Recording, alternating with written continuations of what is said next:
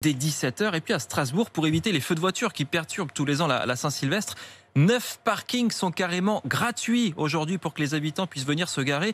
Des habitants que Maxime Lévy a rencontrés pour RMC. À quelques heures de la nouvelle année, les feux d'artifice résonnent déjà entre les barres d'immeubles. Salomé habite le quartier sensible de Cronenbourg depuis 6 ans. Alors les Saint-Sylvestres animés, elle en a l'habitude. Il y a des mortiers, des feux d'artifice dans les rues. Il y a des voitures brûlées aussi. J'évite de sortir et de me promener dans les rues. Il y a des gens qui visent en fait avec des pétards les piétons. 200 mètres plus loin, Jeannot n'est pas très inquiet. Mais il a quand même choisi de ne pas laisser dormir sa voiture dehors. Je vais la rentrer dans la cour parce que j'ai une appréhension, les gens sont un petit peu nerveux. Donc voilà, je ne voudrais pas qu'elle crame parce qu'elle n'a plus aucune valeur. Elle a 10 ans, donc si elle crame, on donnera 50 €. Et pour ceux qui n'ont pas de garage, cette année, des parkings gratuits et surveillés sont mis à disposition par la ville de Strasbourg et les associations. Sid Ahmed Chaibi, directeur sportif du club de foot de quartier l'Interméno, propose le parking de son stade aux habitants. Un endroit sécurisé qui va permettre à tous les véhicules de passer la nuit de la Saint-Sylvestre dans le plus grand des calmes, nous l'espérons. Nous, on a prévu un effectif entre 8 et 10 bénévoles, donc des personnes qui font partie du club. Et on a la mairie de Strasbourg qui nous a mis à disposition 2 agents de sécurité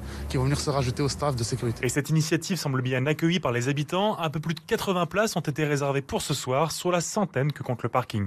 Un rendez-vous